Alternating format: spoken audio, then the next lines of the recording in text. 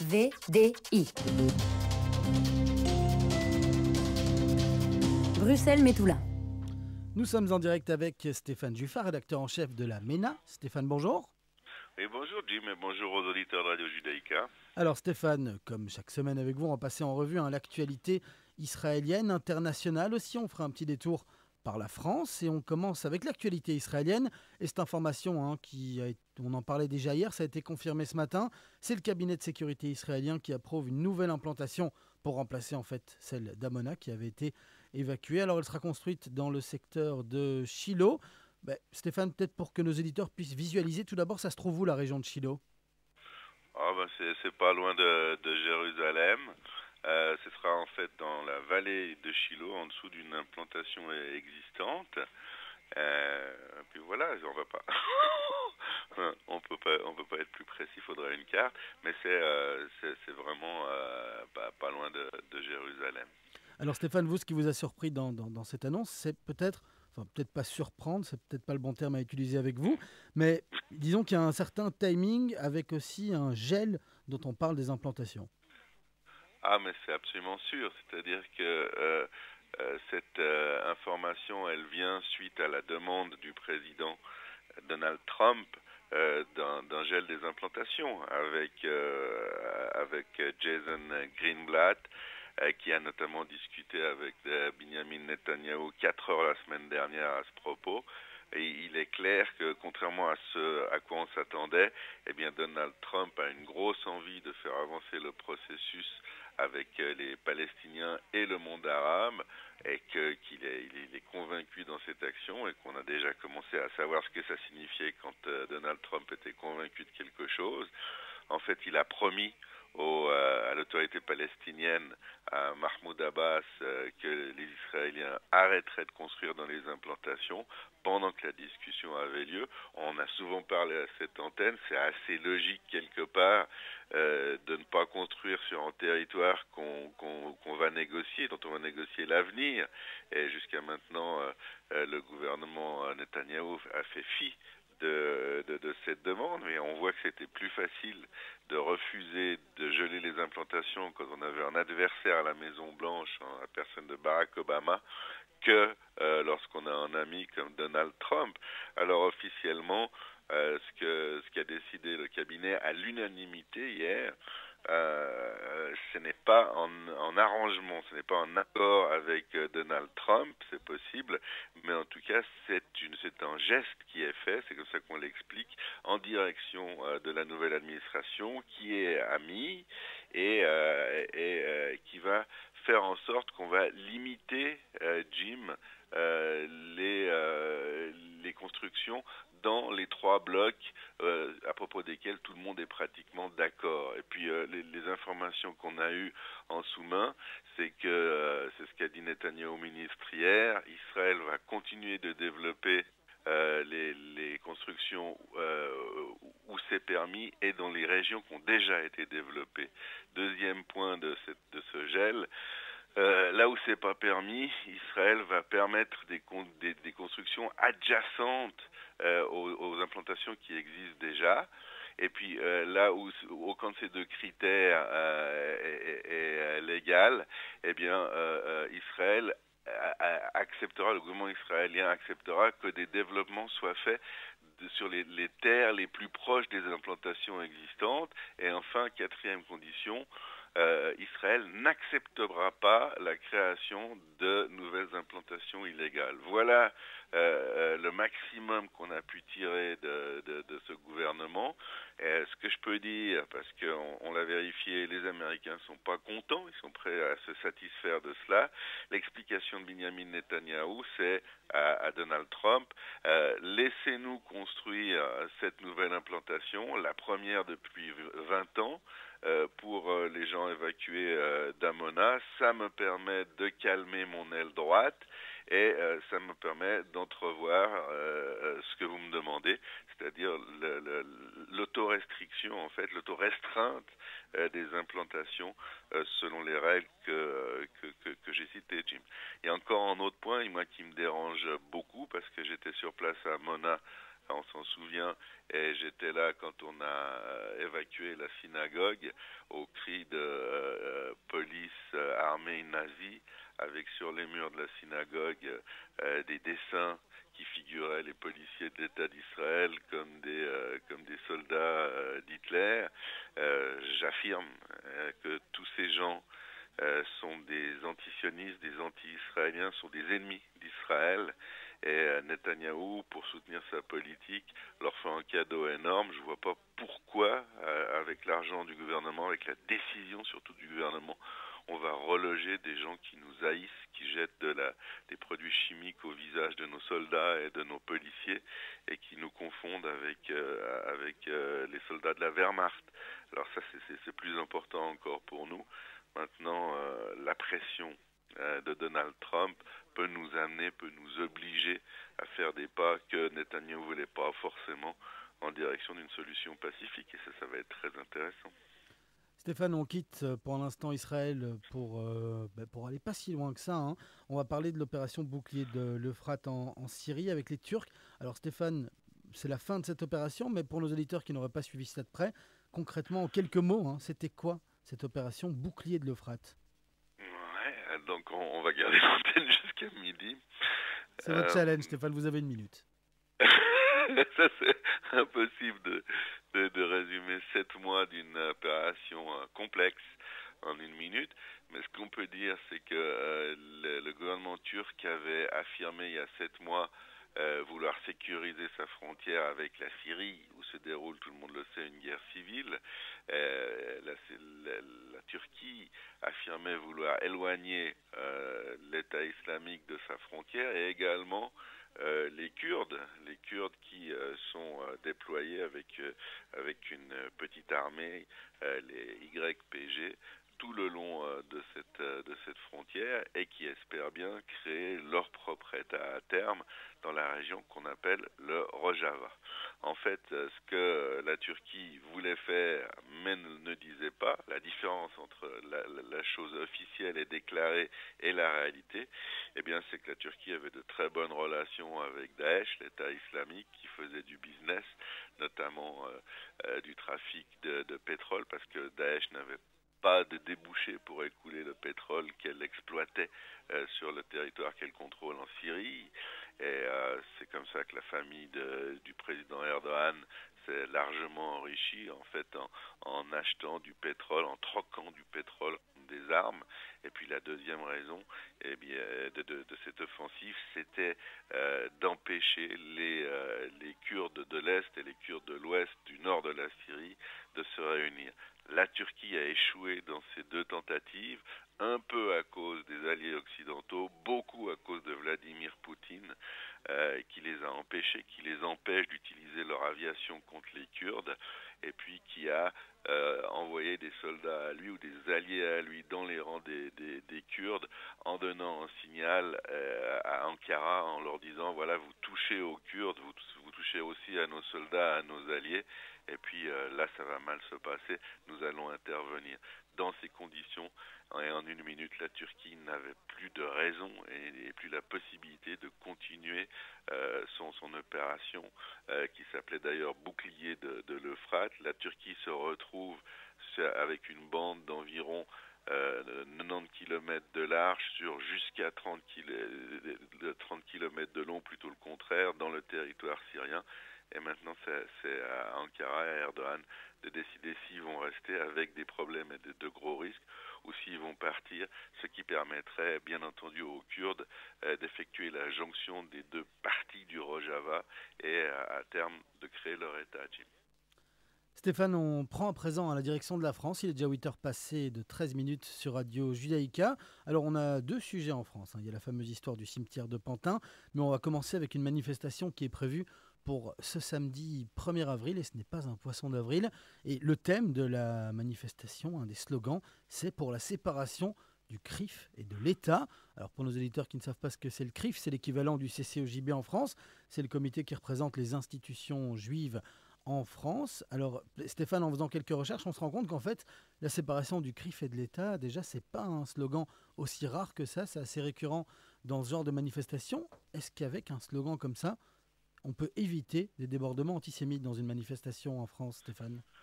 Ben, pas vraiment, puis pour une raison assez simple, c'est qu'il y a pas de liaison, il y a pas de lien officiel entre le CRIF et l'État. Français, le gouvernement français n'a jamais obtempéré aux desiderata du CRIF. Je dirais même au contraire, ces dernières années, dans l'affaire Mohamed Doura, on l'a vu dans d'autres affaires, notamment au niveau des émissions nettement antisémites et anti-israéliennes à la télévision d'État français. Eh bien, le CRIF n'est pas du tout d'accord ni avec les syndicats officiels français, ni avec l'État français. On peut dire qu'il y a en net froid, même si on tente de garder des relations décentes. Et puis le CRIF a jamais rien tenté tenté contre le gouvernement français, n'a jamais eu de position critique face à la politique menée par le gouvernement français.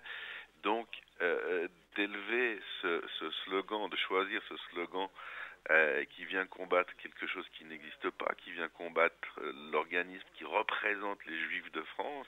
Alors on dépasse l'antisionisme et sa frontière illusoire avec l'antisémitisme, et là c'est vraiment de l'antisémitisme. Le CRIF, c'est l'organisme qui représente les Juifs en France, et puis on va demander quelque chose qui existe déjà.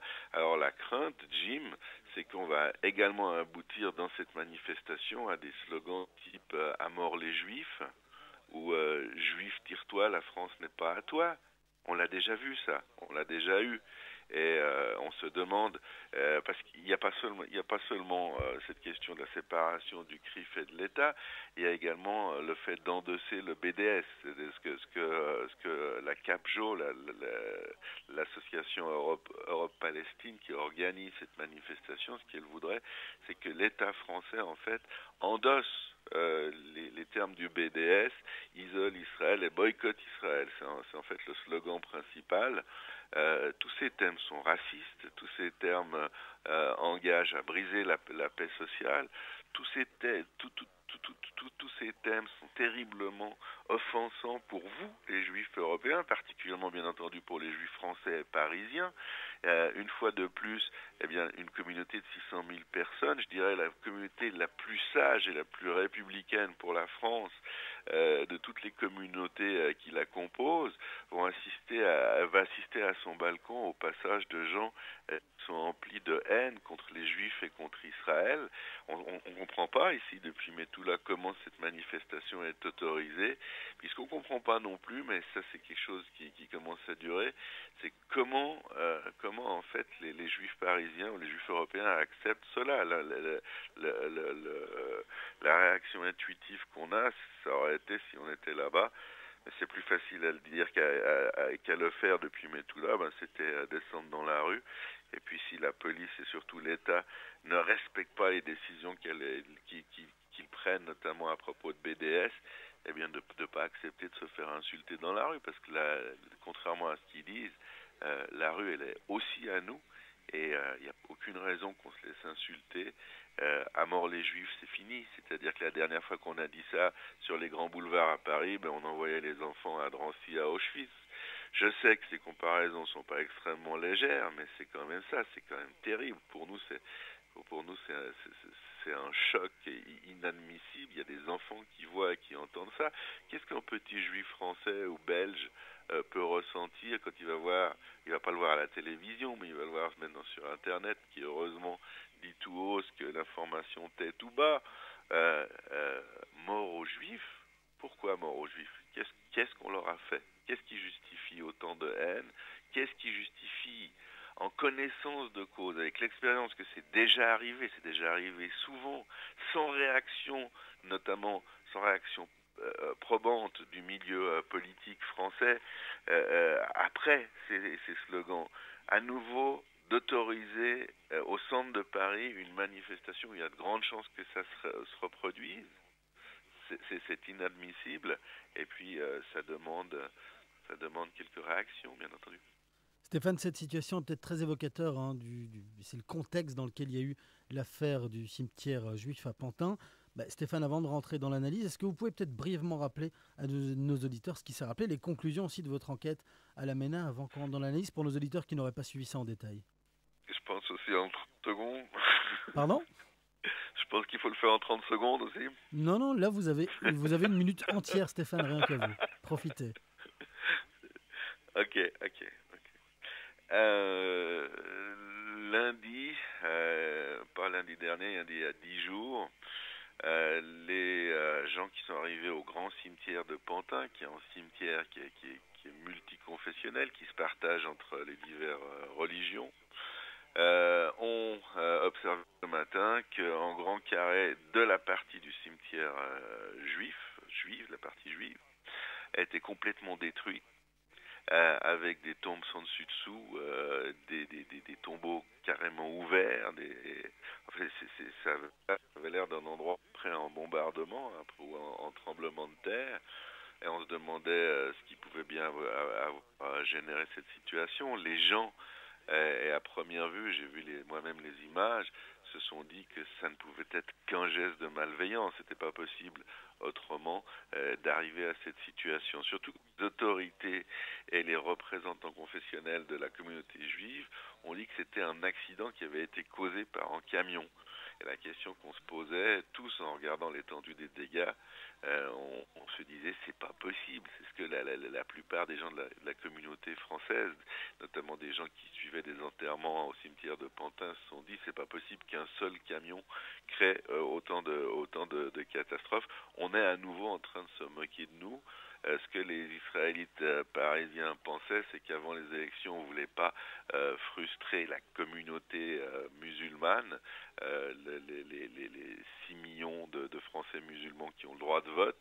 On ne voulait pas créer une nouvelle affaire et que les représentants de la communauté marchaient en fait avec le gouvernement français et acceptaient de déguiser cette malveillance en accident.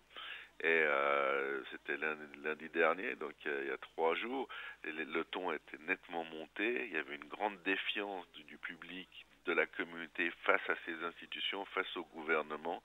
On était passé à un jeu et ça prenait des proportions énormes. Il y a certains posts sur Internet, notamment sur Facebook, où se déroulait l'essentiel du dégât, qui ont été vus à près de 200 000 fois. Donc ça devenait chaud. Et là, maintenant, on s'est dit, on pensait aussi, pour dire toute la vérité, intuitivement, on ne pouvait pas imaginer qu'un camion ait fait tous ces dégâts.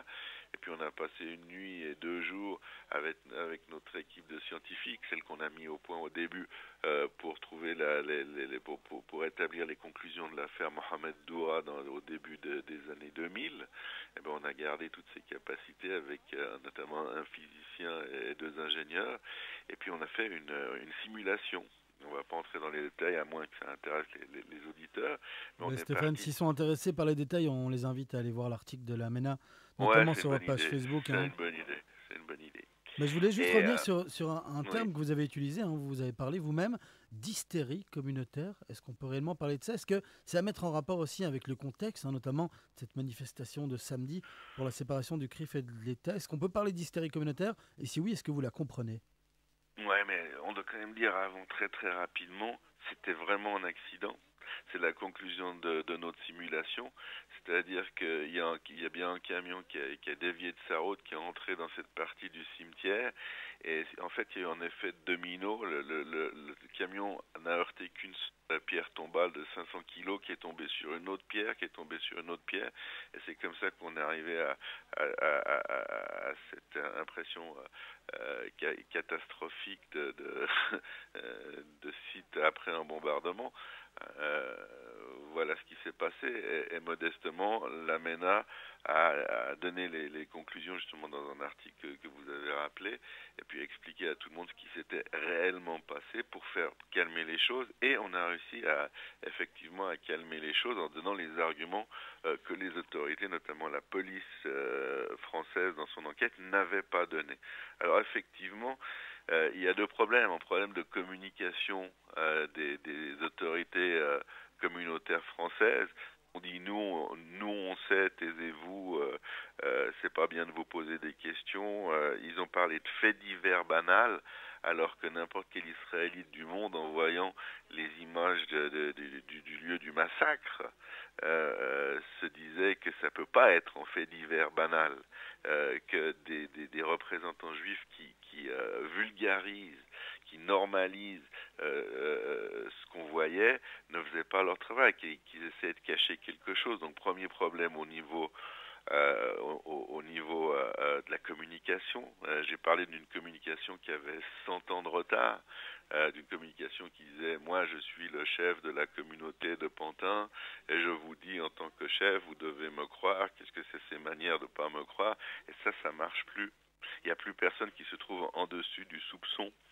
Et simplement, il fallait faire une enquête, il fallait faire ce qu'on a fait. C'était pas très très compliqué, et dire la vérité, et sur la vérité, reconstruire un narratif et reconstruire une relation de confiance.